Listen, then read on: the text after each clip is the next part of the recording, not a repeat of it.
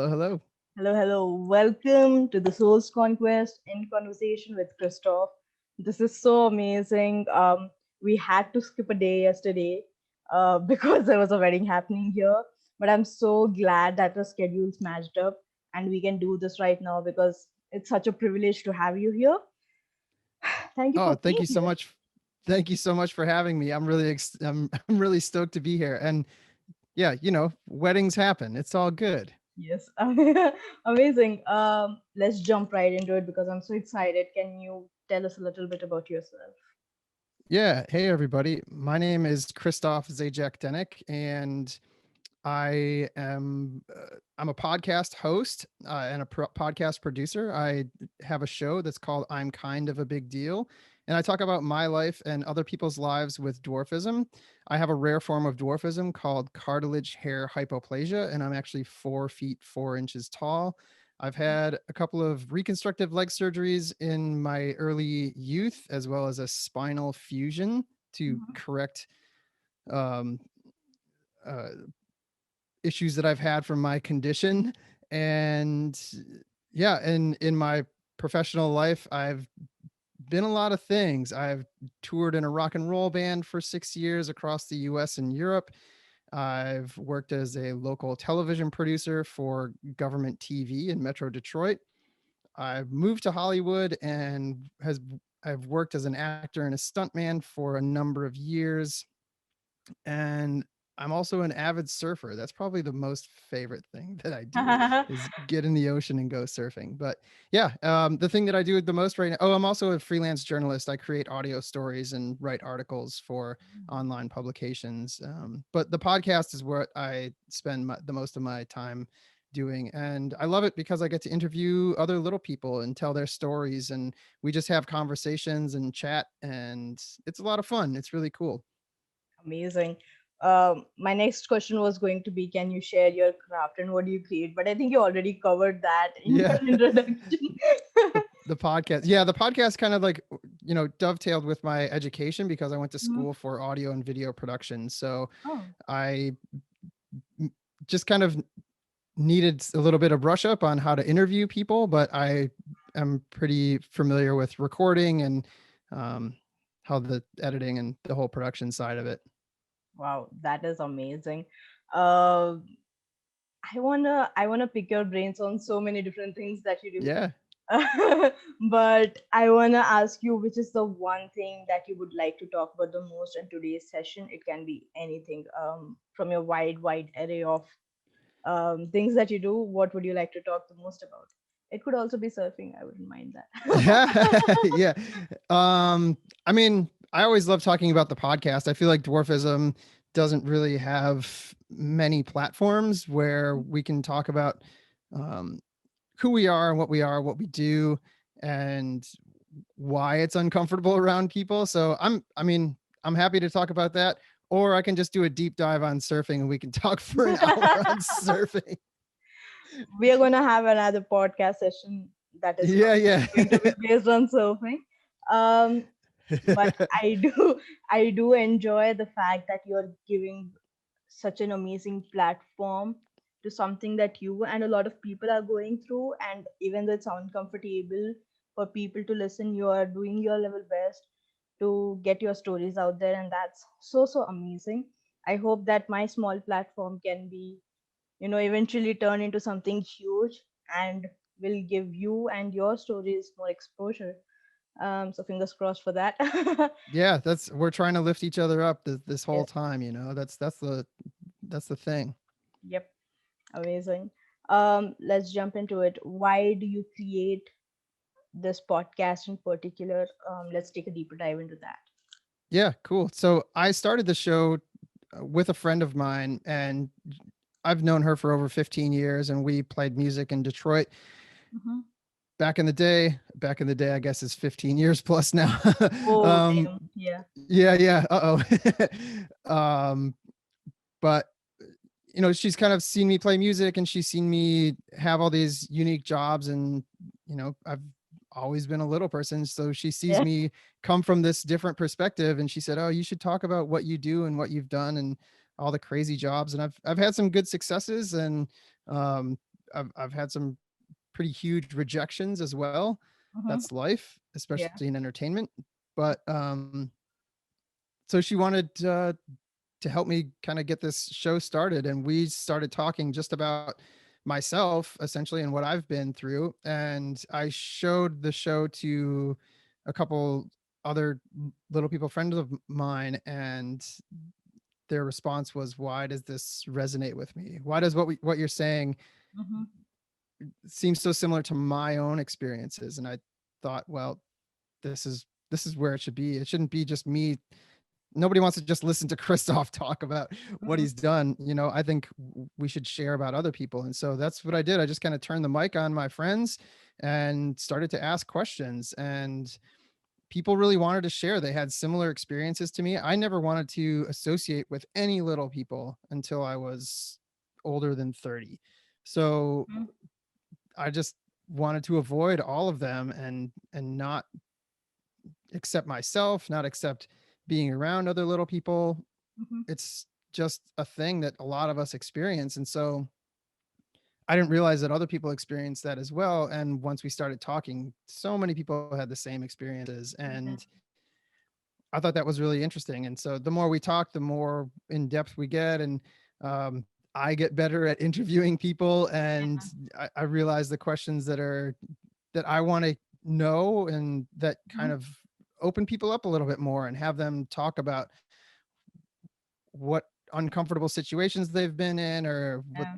how they want to express their vulnerability. Because I think at the end of the day, it's their stories told by little people, but Yeah. honestly they're just human stories. They're not any sort of compartment of this. I'm not trying to make this a showcase on a freak show or something like that. These are just Oh, no, no, human no. stories of Yeah. everyone who's going out there and getting groceries and living with a family and working a day job, or Mm-hmm. and they're unique stories because I think a lot of people have never heard these stories.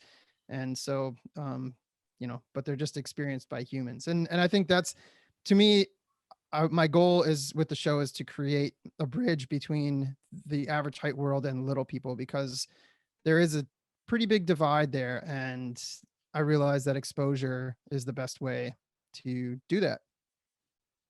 I agree wholeheartedly. Yeah. Yes, stories are so empowering.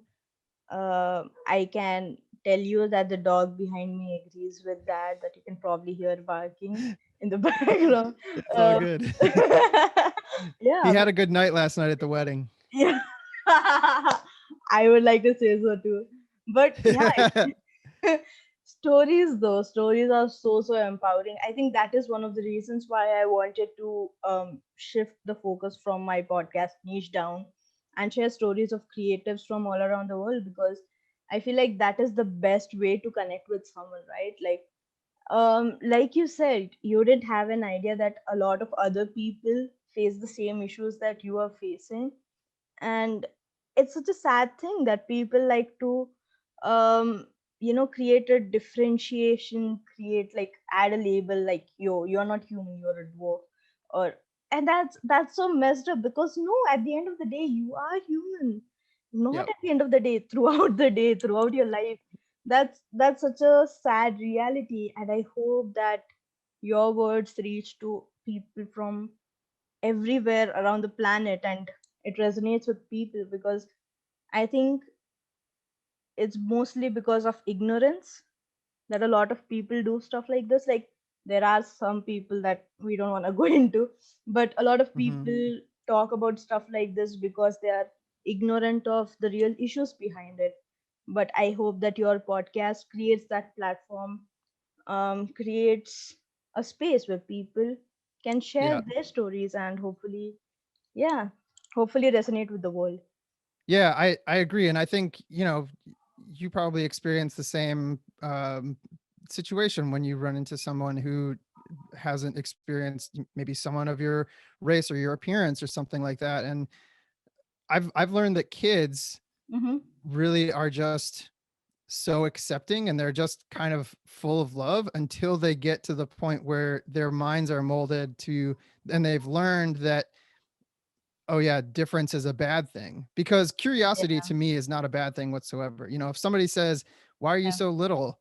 and they ask me 6 times in a row, even though I give them the yeah, same answer, it's yeah, kind of the same thing. Why is your skin brown? I've yeah, never seen a brown skinned person before. Why? And like curiosity is totally fine. yeah, But when you end up having these preconceived notions and these um, reactions that aren't really based in curiosity, but they're based in protecting your own mechanisms and your own yeah, thoughts, then that's mhm, where I find the problem lies. And so I think it's an important lesson just to emulate children in some regards, oh my god. emulate the malleability of their brains and their opinions, because everyone is different.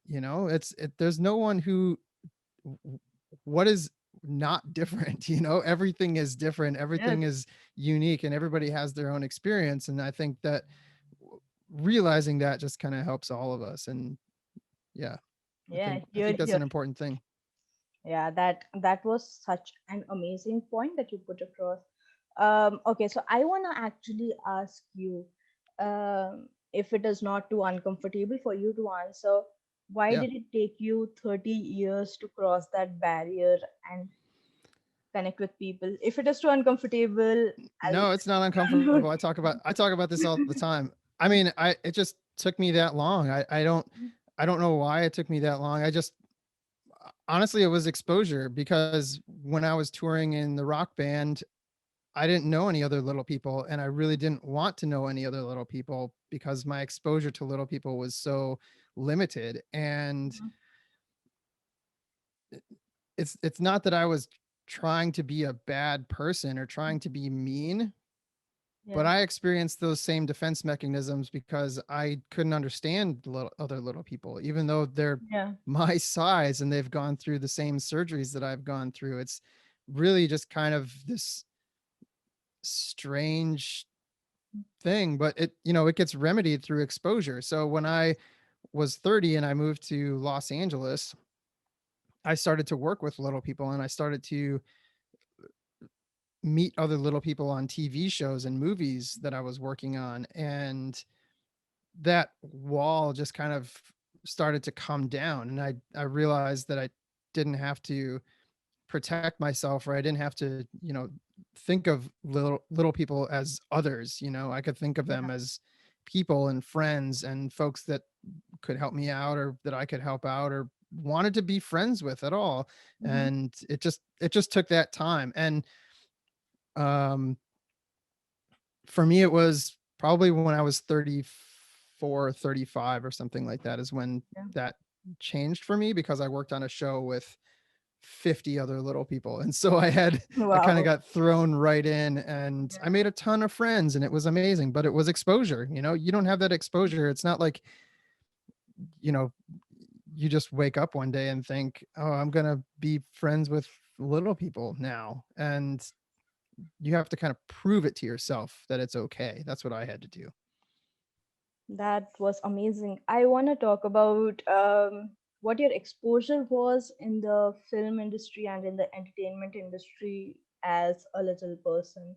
And that's because we did speak about this previously. So I wanted to just, if you're comfortable with it, Yeah. share it with the world, whoever is listening to this podcast whenever. Yeah. Yeah, I'm comfortable with just about anything you want to ask. So we're all Okay. good.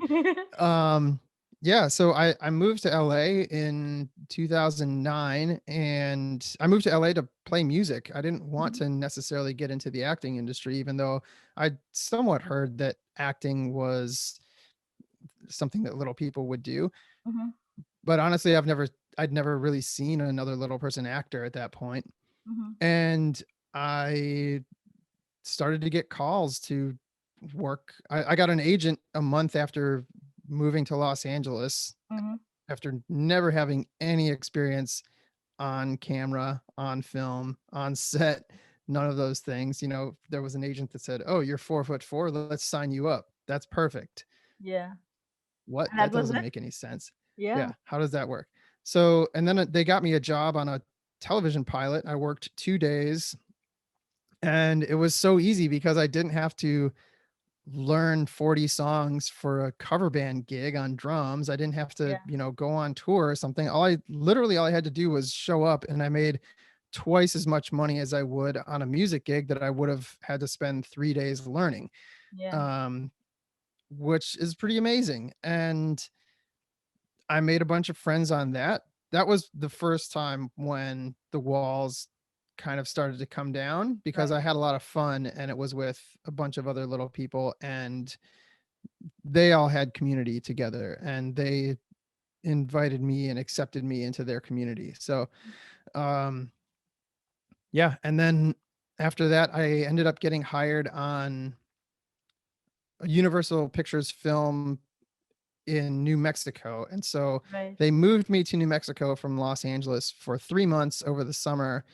Right. And yeah, and I worked, and it was awesome. I had so much fun. I got to hang out with all the departments. I had no idea what I was doing at all for 3 months. Yeah. They made me SAG so I could join the union. And yeah, I made so many friends. It was incredible. And I made good money too. Over Hmm. the summer, I was making good money working on set. And that was the shift for me that said, okay, we can do acting stuff. Cause I almost didn't take that job because it wasn't music. Yeah. And a friend of mine said, are you stupid? You need money. Go take this Yeah. job. A gig is a gig. You need to make money. You're not going to make this kind of money just sitting in LA. Hmm. Go and do the work. And so, yeah, that's why I took it. And after that, I've worked a ton of shows, a ton of movies. Um, I've played drums on television shows and in movies as well.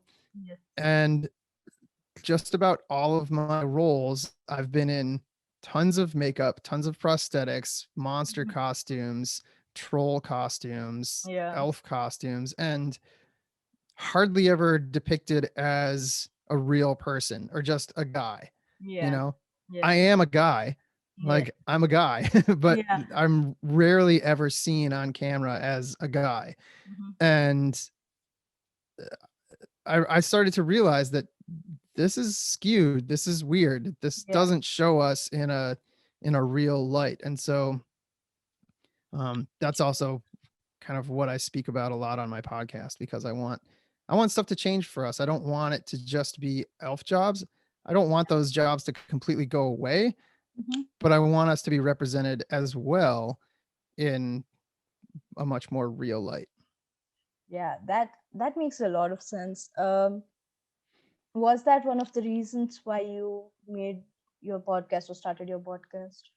It it wasn't necessarily why I started it, Hmm. but it's why I want to keep going with it, because I'm delving even more now into these stories and hearing about people who have been discriminated against and how they have just really been misrepresented and underrepresented in society. And so I want that to change. And I have listeners and fans on my show, and I feel Yeah. like, that's a good thing. And so people are listening, they're paying attention, they're taking note. And so that's why I want to keep going. That's amazing. Um, if I once again, uh, I want to ask you, when you were, under all that heavy makeup and playing a role of someone that wasn't you, and I saw that one clip of you where it was on IMDb where you just went all ballistic and you were like Oh, murdering people. the serial murder. Yes, So it's it funny you bring was. that up, because that's the role that I'm most proud of, actually, because Yeah. that's the least amount of makeup I've ever worn, and it's Mhm. the biggest show and my most favorite director I've ever worked with. So, Yeah. yeah, I play a serial killer on the show Twin Peaks. My Yeah. character name is Ike the Spike, and Yeah. yeah, and I use the spike to good use.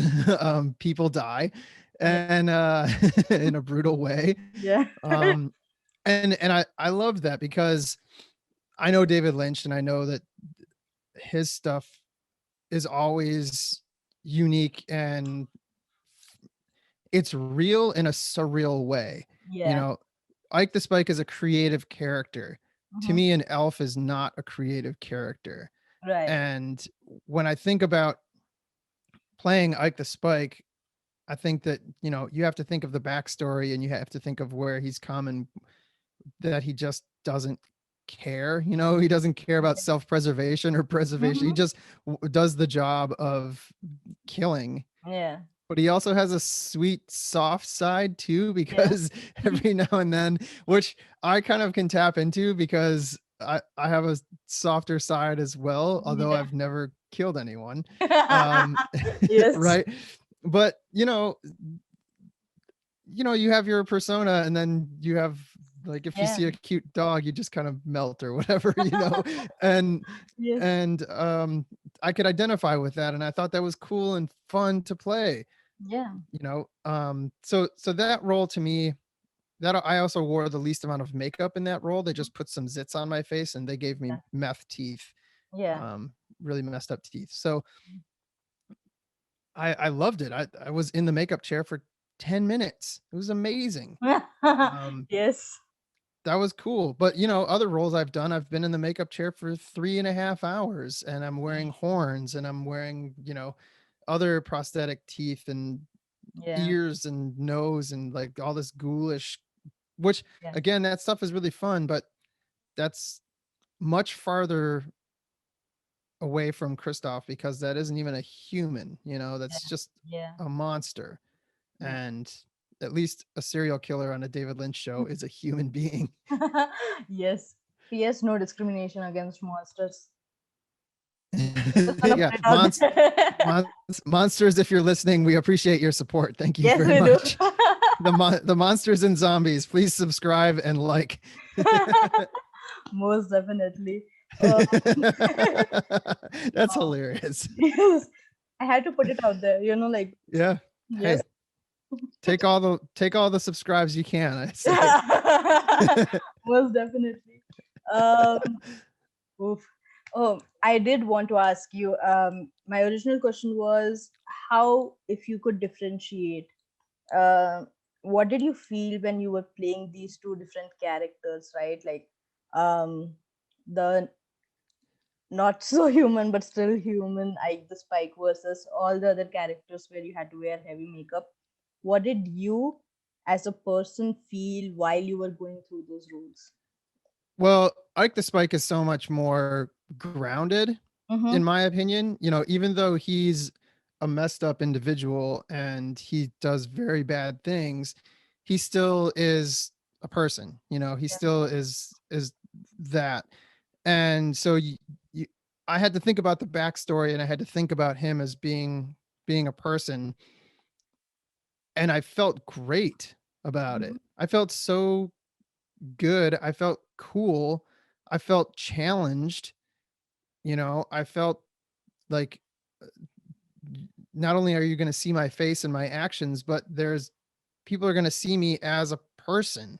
Yeah. And it's going to be shocking because there's a bald bearded guy running down the hall with a spike who's That really scared short. the And that scared the hell out of me, to be completely honest. I was like, yeah, and I was like, that was actually pretty cool. And I was like, but yeah. yeah, for sure. And then, we'll take the monster that I played where I was in the makeup chair for 3.5 hours. Yeah, it's really cool, but you just, you don't even have to be anybody, Uh-huh. and it's cool for what it is, and Uh-huh. it's cool to do the job and to work in that regard, but it just feels so much more hollow because Yeah. the storyline is not fleshed out. There isn't really a relationship there. How, I Yeah. don't know, the connection to a monster is what, unless the monster is the main story and you have some sort of humanizing elements that you can attach yourself to, and the monster has to convey as well. Just a monster is a monster. And I don't know, Yeah. I maybe I'm not the best actor in the world. Definitely I'm not the best actor in the world. But at the same time, it doesn't feel when I go home and I think about those two roles, I'm so much more satisfied and fulfilled playing Ike the Spike than I am, playing a monster covered in prosthetics that no one knows about and is just there for shock or scare value. Yeah.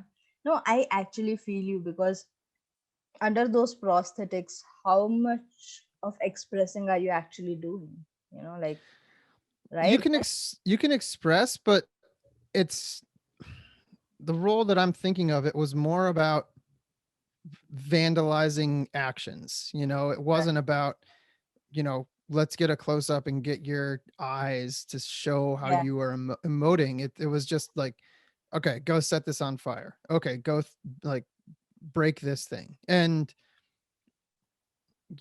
it's there are far fewer layers in that, in my Yeah. opinion. And I think that's the big issue in my view, is that, we're lacking in the layers of character development. Yeah. How much have you, do you think, has Hollywood's perception changed in terms of representation of dwarfism? Um, because we have right now, off the top of my mind, I can think of characters like Tyrion Lannister and stuff like that, where Yeah, you are showing the person within. You're not showing it as some sort of, like a trope. monster, Yeah, right? Yeah, it's yeah. it's it's humanized, it's personalized. So how much do you think has that representation changed from when you actually started acting to now, and what are your thoughts on that? It's changed for sure. I see far fewer elf auditions and elf breakdowns and stuff like that. We still have a long way to go Yeah. because, maybe in the shows we're being represented, and Peter Dinklage is one of the greatest actors. He's so incredible. Mhm. Um, as Tyrion, and in the movies that he's played Oh in yeah. and the TV Yes. shows and stuff, he's really just exceptionally talented and such a um you know he's a hero. He's one of our only heroes, in my Yeah. opinion. Yeah. um and but really there's only kind of one at his level, and that's a little disheartening because I know that there are other people out there who are extremely talented. There are other folks that play that get a lot of work, and to my knowledge they're pretty much only in costume. And Yeah. how can you turn down thousands of dollars to play in a costume when you're trying to make your life as an actor? Yeah. It's really hard. It's Yeah. really, really difficult to say, no, I don't want this money that you're going to Mhm. pay me. I Yeah. want to, because I know Peter, I've read about Peter, and I know that he's spent years sleeping on couches and, just making it, just Yeah. getting by. And, he's definitely not, he's above that now, far above that. But a lot of people will say, okay, yeah, put me in the elf costume and pay me 20 grand for a commercial. Yeah. And I'm not saying that that's what all the situations are, but it's really tough to say no to that money when you're trying to make it in LA or New Yeah. York. Yeah. But we are making progress for sure. I interviewed on my show um, a woman that was the first, in my opinion, and my close friends' opinions. Maybe it's happened before, but I've never seen it. But the first woman who's a little person that was in a major commercial. She Ooh. was in a holiday commercial for Amazon. Ironically, her name was Alexa, and Yeah. which is incredible. Yeah. Um, and she's just a person. They Mhm. could have easily cast her as an elf or said, "Hey, we only want, elf characters," but she's just a woman at Mhm. a holiday party, hanging out, laughing. Mhm. And I have never seen that before. And a lot of my friends who've been in the industry for 20 or 30 years have never seen that before. And so, yeah, I think there is progress moving forward. There are roles that are more humanizing and treat us like actual people. And that's great, but we have to keep moving that forward, because I do see on social media, I see, little things posted that really show us in a bad light, and people laughing at it and saying, I shouldn't be laughing at this, but it's hilarious. And Yeah. it just kind of opens my eyes and keeps me focused that, yeah, the progress might be there, but we still have a long way to go. Yeah. It kind of sounds like, no offense, but like you don't want to offend, but you are offending. It's like, Yeah, and I see people who are saying, well, the little person said midget, so I should be able to say midget. I oh guess it's yeah, not an offensive term, which I don't understand that mentality. If someone calls somebody a racial slur, does that make it okay for you to say that racial slur? I know. It's like, I if don't someone jumps off a understand. cliff, do you want to jump off a cliff too? It's Yeah, exactly. Let's yeah. let's equate these things. But and I just am constantly reminded Mhm. that, yeah, we got work to do. We got to keep at it. Yeah. How much do you think this representation would have mattered when you were a child? Like, if you would have seen representations like this on major films and commercials and stuff like that while you were a kid, what difference would that have made in your life? I'm sorry, this is turning from a creative interview to a No, little people interview, but I this hope. this is what I do. I twist all these interviews around this. Go for it. This is me, Matt. So it's not you, it's me. Yes. Okay, I'm gonna take that. Yeah, yeah. No, I like to think that it would have mattered. I like to think that I would have laid in bed after seeing Peter Dinklage in 1989, on a TV show as some, amazingly strong little person character, Yeah. and said, yeah, I can do something that Mhm. I might not have, or that the rest of society thinks I can't do. I think I'm worth it, because I've interviewed other people who have said, yeah, I didn't want to leave high school because they knew, they didn't just guess, they knew that there was nothing for them after high school. Yeah. They That's wanted to just, crawl in a hole or not leave the comfort of their bubble.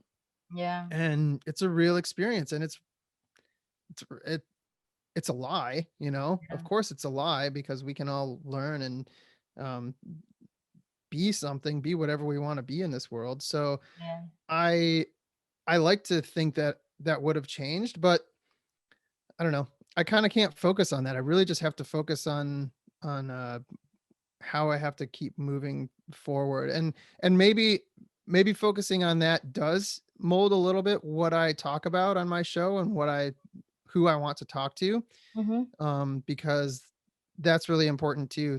I know that there are a number of fans of my show who have children with dwarfism, or they are little people themselves, or they know little people, or they know me. Some of my Yeah. friends listen to the show, and I think it's really interesting for all of these folks Mhm. to have this, now, whenever, as quickly as possible. Like, let's get it out there. That was amazing. Okay, now let's circle back to podcasting. Okay. And I don't wanna, because this is such an amazing conversation. Um, but let's still do it. Well, we I'm can go sorry. wherever you want to. I'm Yeah. I'm here for it, and like I said, I can talk about a lot of stuff. Amazing. I actually wanted to talk about your journey as a creative. Now, you did say that you started out with another friend. So I want to talk about your journey as a podcaster, as a creative. How did that start? And if you could share that journey with us, because I think to people out there who are still thinking that they can't do stuff because of their Yeah. appearance, because of their height, because of their disability, whatever it is, anything and everything. I think Hmm. hearing these stories and listening to these stories are, it's super inspirational that, yo, if that person can do it, I can do it too. And it sounds very weird, to be completely honest, because it sounds like if you just say this randomly, it sounds like you're not appreciating the other person's journey. But I think Hmm. that you're more than appreciating their journey, because that inspired us to do something about it. So I want to Yep. know your story, your podcasting journey, and what you feel while you're doing something like this. Yeah. Yeah. So like I said, I started with my friend Jenny, and I like to definitely praise her as being much smarter than I am, more quickly than I am. Um, I don't always see the big picture, and she definitely showed that to me in some really helpful ways. And Mm-hmm. so I, um, yeah, I learned a lot from her just in talking about how my episodes should be structured, and how what I should listen to, and what I should um take into consideration and do and not do. Mm-hmm. She also had a podcast at the time, so she was creating that as well. And we interviewed my mom as the first interview of the Right. podcast, which was really cool Yeah. because Jenny is also a single mother. And so it was amazing to have that moment of learning how to, I mean, interviewing your mom is a different thing at all. Different thing. Yeah. Yeah. And so to have another individual there and kind of have her be that bridge, I think was really helpful. And then after a couple episodes, Jenny could no longer do my show anymore. And that really bummed me out because I really liked the female perspective in addition to my perspective. I really Mhm. liked the average height perspective in addition to my Yeah. perspective. And the mom, like, quick-witted, nurturing, she brought all of these really amazing attributes to the show, and I didn't think I could hack it by myself. I also was really conscious. I don't want my show to be a clinical rabbit hole of dwarfism where Yeah. you go on and it's just all these inside jokes and people are just listening and saying, "Where does this begin? Where does this end? I don't know how to fit into this." Mhm. And I thought that I couldn't really do that without her, but then I just tried, Yeah. I just did it, and it worked out pretty well, and I was happy with it, and I just kept doing it. And I was in a place where I was questioning my skill a lot, and I was questioning why I should be doing this. Yeah. Do I really deserve to put these episodes out? Do people really want to listen to this? And that was around the time when I had a couple other little people that said, "Yeah, okay, this resonates with me. This makes Right. sense." And the people that I were interviewing were having fun, and I was getting better at that. And I think what I say to people, if they want, I've spoken on creativity in the past, and one thing that I say is focus on your little successes. Mhm. Don't focus on what seems to be an insurmountable task in front of you. Don't focus on the mountain that you have to climb. Focus on the little things that are good. If you get a review on your show, if somebody likes your show, if somebody makes a comment on social media and says, "Hey, I listened to it and it was really good," or "I liked it," or "Good job," or Yeah. keep up the work." That those are the things that you need to focus on. That's Mhm. what I needed to focus on. And I did that because in addition to the mountain, the insurmountable task, Yeah.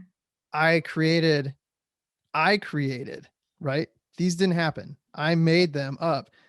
I created critiques that other little people were going to say about my show Mhm. because I wasn't worthy or I didn't belong, or how is it my right to be able to talk about dwarfism? Yeah. And I can see their faces, I can read the posts, Yeah. stuff that never happened, but Mhm. I let it weigh me down and I let it slow me down. And that's not good. You really have to find those little successes. I had to really pay attention and adjust the focus so that I would just keep taking those steps forward, whatever those steps were, whatever I could do at the time, and Mhm. just keep chugging along and keep doing it. And now, it's still hard. It's still a ton of work, and I'm doing it all myself, but I have so much fun with my show. I have so much fun with my interviews. I have so much fun with my people. I've met so many podcasters. I met you, this is, we would have never, who knows if we would have ever met? Yeah. Probably not, Yeah. because we're across the globe, and Yeah. I, the ball is rolling now, and that to me is really really cool. And I've been speaking, I've been doing corporate speeches, presentations on creativity and equity and inclusion. I've spoken at conferences as well, and it's all just, I don't know. It all just kind of moves forward when it's ready to move forward, and Yeah. you have to meet that moment. You have to grab onto that moment and say, okay, yep, I'm gonna do me, and that's good enough. Yeah. I wanna ask you, you know, what did you feel like? What was the thing that made you just do it, just get on with, creating your own show? What was the shift? What made you think, if you can remember it, what was the thing that made you, what, let me just make one thing and see how it works, and then I'll see how it goes. So what was the thing for you? I think it was encouragement from my friend Jenny. Hmm. That was the first thing, because she spent the time and she took, you know I'm forever grateful, because she took the time. It it wasn't just me, you know putting it out there and thinking I need to make a podcast. It was Yeah. her and I. Mhm. And that's huge. I needed the push. I needed to have a friend get me get my motor going, um and that's, yeah, that was probably the very first thing. Wow. And what made you shift that focus, right? Like from the bigger picture to the smaller steps? Because I always keep saying focus on the small steps. Um, you know, take small steps, enjoy the small steps, because that is where the most change happens. Because you are Mhm. really, really focused on how your mind is working, how your body is working, what you want to do and what you don't want to do. You will understand that much more than when you just take a huge, humongous leap and do whatever that you wanted to do, because then the change is not consistent as well. So for you to look into the smaller victories, what made you do that? What made you shift that focus? I I've always been I- I've always paid attention to those, Mm-hmm. but I'm 41 and sometimes I don't always want to apply. I want it to go faster, Yeah. and when you want it to go faster, you kind of waste the time. But when I look back, I've had so many jobs, playing drums. You have to focus on the small things that gets you better. Mm-hmm.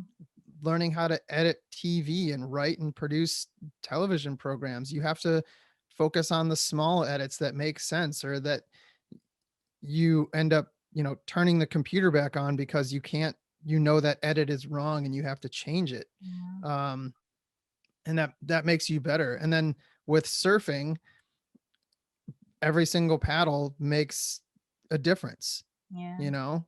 And when you think of it that way, and you don't think, oh my gosh, how am I going to navigate this water? How am I going to get on this wave? How am I going to shoot this? Or how am I going to edit this? Or how I know this. Yeah. I've done it a million times, I just had to apply it to podcasting. And it was just a little bit slower, I think, because I was very new to podcasting. I didn't have a bunch of shows that I listened to on a Mm-hmm. regular basis. And, you know, when you get older, you get probably more impatient. And so I think I didn't really want to necessarily do all the slow, small steps.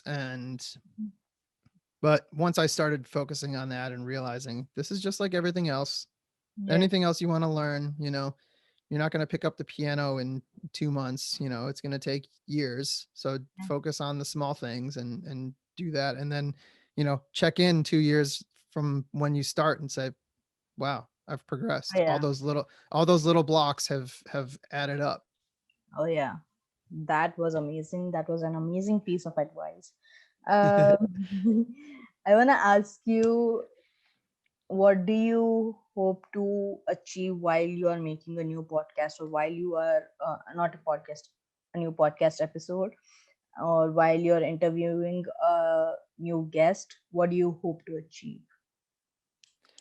I hope to achieve a personal connection.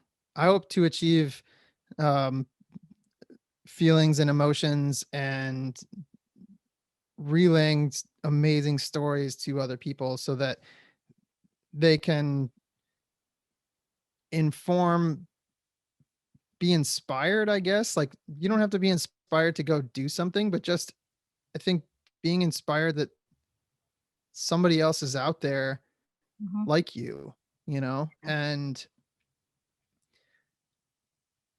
yeah, I want stories to make those connections, and I want to get I want to get better. I want to keep moving forward. I'm really confident in what I do. I know I say that I want to get better, but I also, I know that I can improve, and I think that's an important. I like that about myself. I like that I feel really confident in what I do, and also I know that things are always going to change, and so I want to follow that because I think that's what life really is. I think life is just this constantly changing thing. It's constantly molding into other things. And if you can harness that and in a moment and show people that their story is similar to somebody else's, Yeah.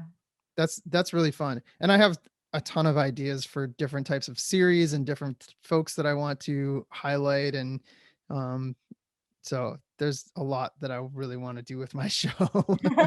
That is amazing. I am so glad that you have that balance in your life, right? Like you are aware of how confident you are, but you also know that you always need to keep learning, and that's such an important balance to have because it's often overlooked. People are either on the extreme of being overconfident, or they are in the extreme of being like, we are never perfect to create whatever we want to create, so we'll keep learning, keep learning, keep learning, but they never put Yeah. anything out there. And you have that delicate but really good balance, and that's so so important. It seems like it's really good. It's really messed up. it's Oh re- no, no, it's no. re- it's really hard to maintain that. I completely agree because I am so much like that. Like, people Yeah. always think that I am in a very neutral place, but I am struggling very hard to keep the balls juggling, like Yeah. keep them there. I'm like, ah, I'm like, yes, I'm all right. I'm fine. But internally, I'm just juggling 100 balls, and I'm like, balance is important. Like, that scene from Kung Fu Panda when he's like, inner peace. I'm like that, like from outside, I look like perfectly calm, but inside, I'm like, balance is Freaking important. out. So, okay, I want to flip the script. What do you do to kind of keep yourself in check and kind of maintain that um that delicate balance, as you put it? Okay, so thank you for doing that. It's very rare that people flip the script on the podcast on my podcast, but Yeah. I'm I do it all the time. I like to flip the script. I like to keep my interviewers on their toes. Oh yes, please go for it. I actually have a gratitude routine that I do in the morning. Nice. Yes, so, and I have a habit that if I wake up, like, I'm pretty sure it's probably like everyone else, that you want to spend 5 more minutes in the bed. So I do my gratitude session during that time, so that I'm still awake, but I wake up joyful, and it's like, you're refreshing your mind, you're refreshing whatever happened the previous day, you're keeping it there, and you're starting a new day. So I think that's really important, and I need to do that, because if I don't do that, then the rest of my day just goes. I So Yeah. can I ask you, is that a meditation or are you writing? No, so I just speak it out in my mind, so it's kind of like a meditation. Oh, cool. Yeah. And I actually do recommend this when I'm coaching people, Yeah. the personal coaching, not the creative side of coaching, the personal coaching. That's where I do these gratitude sessions, and I tell them how important that is. I do Hmm. it in the creative sense also, but it's a bit more fine tuned in their aspect. But in the generalized version of coaching, that's really important. And I tell people, and I think it's really important for people to have a baseline, have an idea of what they're supposed to do, and then work their way through it. Because I do not like, and I don't want to ever spoon feed people, spoon feed Yeah. whoever I'm coaching.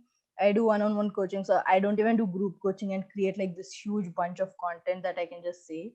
I do one-on-one coaching, and I always tell people that I'll just give you the baseline, the foundation of what you're supposed to do, and then Yep. you work your way up through it. Because this is my experience, I know what works best for me, but I have Yep. zero idea. Even if you're sharing everything, you're still leaving some things hidden under the lock and key, and like the chest in your mind or whatever. Yep. So I always tell people, do your own thing, I'll give you the foundation. So for Yeah. me, doing that gratitude meditation is super important. Hmm. I also do healing sessions for myself and the area around me, but that's not a regular thing. I do that once in 15 days or 20 days. It depends on how I'm feeling. Um, and when things do feel like that balance is, like going on one side or the other, take out my book, take out my pen, and I start writing. And oh Nice. dear Lord, It the comes out. it comes out. Yeah, It that's good. does, yeah. It I have written so many things that I was like, you know what, this will actually make such a good book.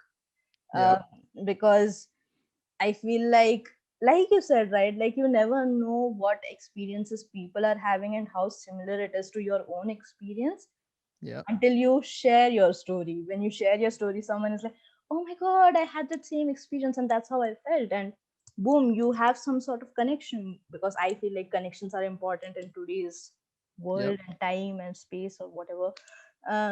So a book is also happening on the side where I'm Nice. I keeping like it it. all, yeah, keeping it real. It's called Living My Truths. I'm terribly scared of putting it out there because I'm Yeah, do it. Do it. That's so cool. you know what, that's the first, that's one of the lines in my introduction. It's like, I'm terribly scared of doing this, which is why I'm doing it. And I'm like, That's people reading great. it are gonna be like, are you crazy, girl, are you crazy? And I'm like, yes, I am. It's Yes, in I my am. name. It's in my name. I People like to call me mad, and I'm like, it's in my name. What did you imagine? What did you hope for? Like, That's great. yes. Whew, amazing. You wanna flip the script back towards you, or do you have any? I got to keep you on your toes. I'll keep them. Keep me on my toes. It's good for my health also. Yep. I'm gonna do my fitness routine during this session. Oh my gosh. I actually forgot what I was gonna ask you because I was like so wrapped up in this. Okay, so I wanna ask you why, and this is something that you already actually answered, but I wanna take a deeper dive into this. And Yeah. you said that you want people to feel inspired when they're listening to your show. What else do you want people to feel like when they're listening to your podcast episodes? I guess I just want people to feel like they belong, and that we're all just able to take up space in Yeah. the world. And because that's how myself and other people I know, did not feel. Mm-hmm. And so I think if you can hear somebody else's story and you hear it being told in a real way and not some crazy off the wall reality TV, Yeah. treatment, Mm-hmm. and it's down to earth and it's funny and it's sad and it's successful and all of these things, that is, all these things that are real. Mm-hmm. I think that's what I want people to, I want people to just feel like, yeah, okay, that's them and I have my own story, but it's really cool to know that I can align with other things that they say. Yeah. And why is it important for you as a creator that people listening to your podcast feel that connection, feel that relatedness or alignment, like you said? Why do you think that's important? I just think it's empowering. And I think if you Mhm. feel empowered and if you feel connected and more confident, because you heard somebody else's story, Yeah. then that just helps you in so many different ways. I really want little people to be seen as people Mm-hmm. that deserve the same treatment, and you know we don't need to be fed toxic positivity or Oh, the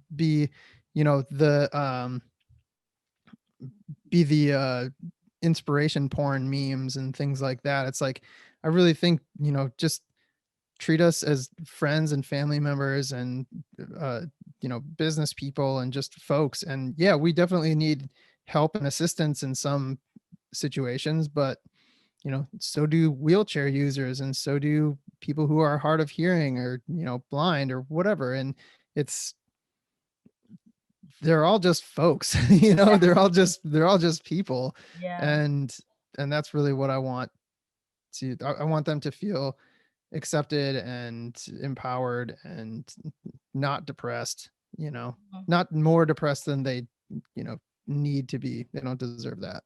Yeah. It's like you are human beings at the end of the day. The disability does not make you, it is a part of you. And it's about accepting that part of you, but it is not something that has to be, pushed down your throat and be like, accept who you are. Or I'm a, Yeah, for yeah. sure. Yeah.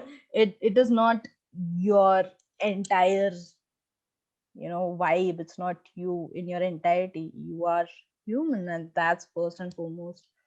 Well, And there's that, and then sorry if I cut you off, but no, there's that, and then there's also the ableism side of it, where you know being 4 foot 4 inches tall and thinking that I am just like everyone else. yeah, yeah. Guess what? I'm not like everybody else. I can't play basketball on a team with a bunch of 6 foot tall guys, and it's or I can't reach stuff in a kitchen. Like there are things that I do need to accept about myself, and I shouldn't be overcoming who I am just to live, you know? Yeah, That that's what I've seen in so many little people who are like, "No, I'm really proud of overcoming what I am." It's like, "Well, yeah, but it's you're still going to be like when you climb into bed at night and when you wake up in the morning, you're still going to be fighting yourself." And so I don't know. I think having the story that says, "Okay, yeah, I can accept who I am and do what I can, do what I want to do, but also say, no, I need help with this, or this doesn't have to be something that I, always have to fight against." yeah. No, I think that's where the balance comes back into question, right? Like it's so important to walk that really thin line between Yep. knowing that you can be having your own space, that you're worth it, but also knowing that just because you're feeling that does not mean that you can overlook the part of you that makes you. Yep. So yeah, and I love the part about toxic positivity that you also mentioned in your previous answers. Yeah. What do you have to say about that? Because I hate, oh my god, it's such a strong Yeah. word, but I hate toxic positivity. I hate it when people are like, you're feeling sad, no worries, just put on something, you'll start laughing and you'll forget all about Yeah. being sad. And I'm like, please don't do that. That does not Yeah. make it better. It's like, when you're going through problems and you're like, let me drink some alcohol and maybe magically Yeah. everything disappears. Like, no, the next morning when you wake up with a headache and a hangover, you're Yeah. still gonna be facing that problem. It's just a temporary solution and it doesn't do you any good. So Yep. what do you have to say about that? I mean, it's a struggle. I know that it's very subtle and nuanced in the ways that it appears, or can be anyway. And I know that people don't intend all the time to be harmful or toxic, but it's what I've learned anyway. And I've done a little bit of research on this, but what I've learned is that it's not about the intent but it's the impact. And Yeah. so whether you intended to be positive with your comment, it's really more important about how it lands with the individual that you're saying the comment, the receiver of the Yeah. comment, you know? Yeah. And so I don't know any little people who have not experienced this. I mean, we've all experienced this saying, I don't think of you as being little, or, you're 6 feet tall in my eyes, or, all these things that are just denying who it's Yeah. like the verbal version of a messed Yeah. up ableism, comment. I Yeah. think, yeah, it's really tough to navigate. And I know that, shoot, I've done it. Mm-hmm. It's not like I'm immune to not saying those things. It's like it's just in our culture and in our Yeah. the way we communicate. But if you can kind of think that, hey, I want to be supportive, like how can I support this person Mm-hmm. instead of saying what I want to say, like Yeah. actually thinking of how they're going to receive this in the way. I think, we're never going to get around it. No one's ever going to be perfect. I think it's silly to think that you're always going to be perfect. I'm learning to this day. I'm still learning how to talk and how to be with people and stuff. And, having that mentality has helped me. I can't, I'm not going to say for everybody to do that, but it has helped me. And it makes me feel like I'm including people and not denying their Oh yeah. existence. Hopefully I'm not. Who knows? But Yes. yeah, that stuff is tough. It's really tough to hear, yeah, just smile. Don't worry about your problems. Yeah, just ignore them. They'll go away. And like, nope, Yeah. they would. Because No. I, like, I have said this to so many people and they get so offended when I say this, but I'm like, if you're facing a problem, if you want to take some time off, I completely understand. But don't ignore it. Go back to the problem, sit with it, try to understand where it's coming from, Yeah. and try to be with it so that you can actually figure out what you want to do.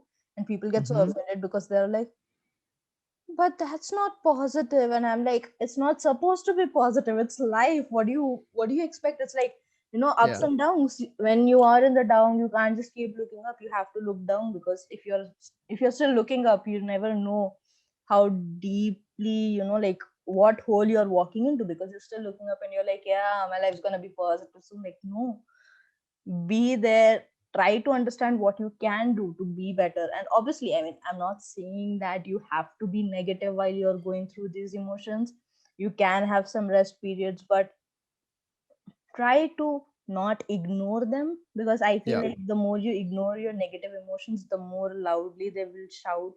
They like Yeah. shout it off the rooftops and be like, listen to me, why are you ignoring Yeah. me? And you are like, but I am looking up, I am being positive, why am I still feeling negative? And I'm like, because you're not giving it that attention that it so also desires. Because the moment you turn back and you look at that negative emotion, it's gonna be like, huh, I didn't expect that. Yeah. I didn't expect to get this attention. You talk to it like you would talk to a child whose balloon flew away, and you're like, okay, we can't do anything about it, but I can get you another balloon.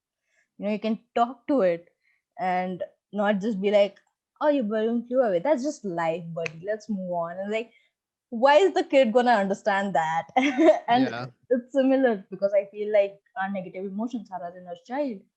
The more you are like, let's ignore it and let's move on, let's look at the bright side, let's look at the side where it's greener, like, not gonna do anything for you, buddy, because you will eventually understand and come to the realization that you have to be with that negative emotions, you have to be with that space, you have to give yourself the attention it deserves. So Yeah. yeah, I agree. yeah, I think I went off For on a sure. tangent. It's such an emotional topic for me, because I always say this. It goes, okay. I want to ask you, what were some of the obstacles that you faced as a creative, and what were the solutions that you came up with to overcome these obstacles? Yeah, I mean, I started my show and shortly after COVID happened, so I had to learn how to interview people like we're doing today, on a Zoom. And I ask people who really don't have any sort of technical knowledge of how to record voice Mm-hmm. to record on their phones. And um yeah, and so that's been a challenge for sure. Learning how to be a better interviewer has been a challenge because I really, I want to be prepared. I also want to be in the moment, and striking that balance is definitely Oh yeah. difficult and takes time and takes effort. And so, that I just kind of did it. I just kind of spent as much time as I could preparing, thinking about how I could tell this person's story and bring out their personality. Mm-hmm. And so that really was just, trial and error. And I listen back a lot to what I do. I mean, I edit my own stuff, so Yeah. when you edit, you know that you don't want to be saying and like all the time. Oh yeah. And so it's, at least I don't. And Yeah. No, no, no. It's universal. It's it's universal, yeah. yeah. Yeah, so yeah, those are the things that I think, I had really had to spend some time on. Oh yeah. I resonate so deeply with editing your own podcast. Yeah. I already said this in a previous interview, but I was like, I hate editing my own stuff. Oh no. Eventually, like when you are editing over long periods of time, you just start to hate your words, and you're like, why do I sound like that? What was I thinking when I was talking like that? And it's like, oh my god, there are so many ums and ahs. Like, you want the Yeah. podcast to sound authentic. Like, Yep. ums and ahs are quite normal, but Yep. another podcaster will just look at you and be like, I think you forgot to remove that. Like, I know, but yeah, it's a struggle. Yep, for sure. Yep. Um, there you go with another one. Uh, I want to ask you, as this is a spiritual podcast, do you have any spiritual or self care routines that you tend to include in your work life, in your creative life, as well as in your personal life? Yeah, definitely. I try to meditate every morning, Mm-hmm. 15 minutes. Just I use an app called Headspace, and I use Headspace, and sometimes I use Balance as well.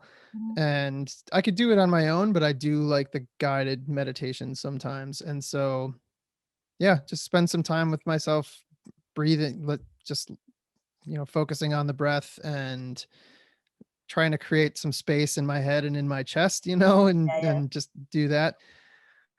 Um that's really what I try to do on a regular basis. I've read more this year than I've ever read, and so I feel like that really helps yeah. me to get ideas. I feel like I get ideas when I read Oh, yeah. stuff. And um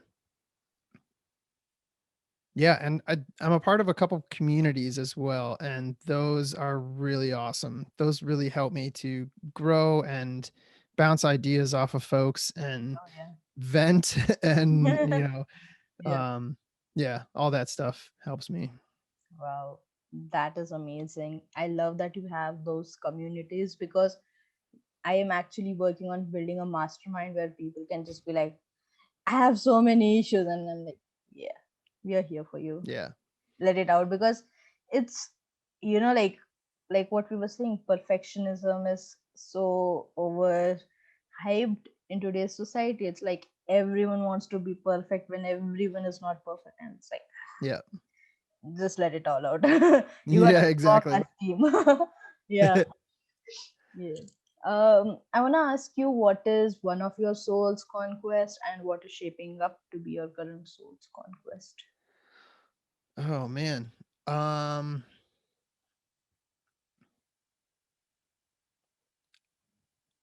So is that uh present and future essentially?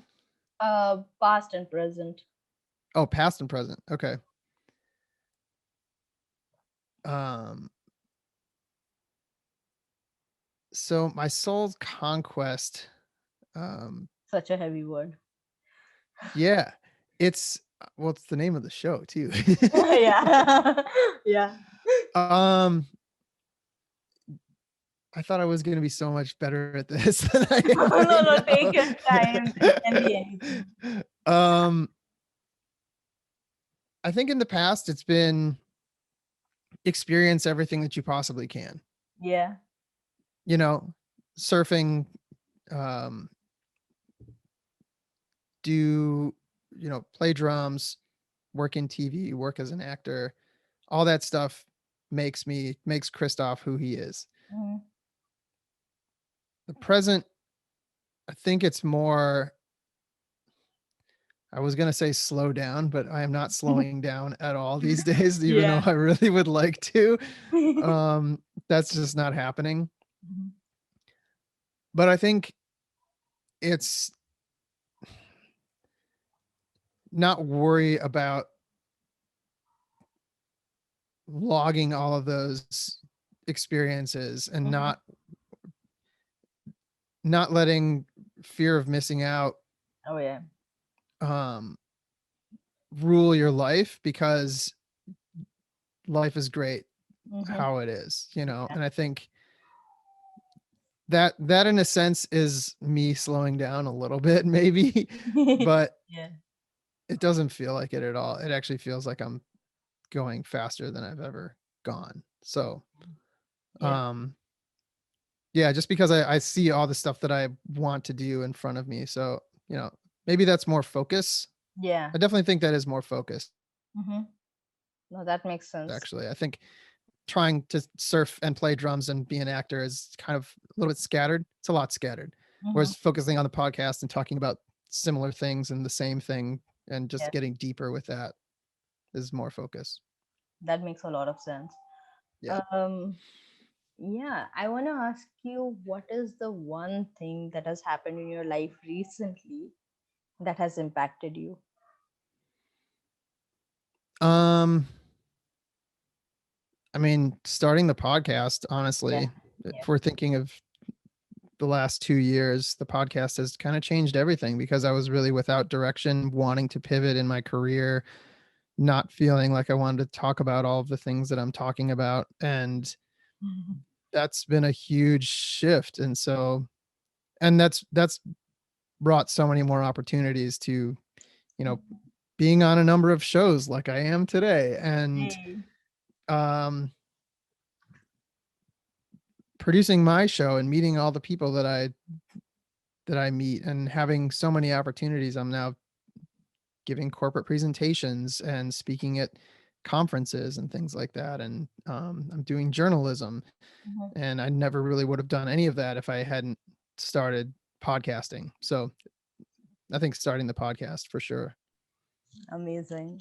One last Yeah. question. Um, what is the one last thing that you would like to leave my listeners Yeah, for sure. I love this question. I say, if you see a little person in the wild with? and you feel so inclined, say hello and introduce yourself, because we are just people and you don't have to worry about calling us the proper name, Hmm. because the proper name for someone is their given name. So you don't have to, Damn. yeah, you don't have to worry about, is it a little person? Is it a midget? Is it a dwarf? Is it whatever? Yeah. Just, if you see someone and you feel so inclined, wave, say hello, introduce yourself, and make a new friend. Amazing. That was an amazing end to this episode. This Yeah. amazing conversation. I'm so, so glad that you came on here. The dog behind me is glad that you came. The doggies here are glad too. They're listening. Amazing. I'm genuinely so thankful and grateful that you decided to come here. Thank you so much. Yeah, this was so fun. Thank you so much for having me. I'm a fan of your show, and I'm honored to be on it. So thank you so much. Oh my god, that warms my heart so Yeah. much. I'm gonna keep a snippet of this and keep replaying it every time. I'm like, should I be making this show? Like, no, Christoph, Yeah. I'm a fan of my show. I can't stop now. Can't stop, won't stop. You're kind of a big deal as well. You got to keep doing it. Oh my gosh. Okay. I will keep that in mind. Thank you so much Yeah. once again.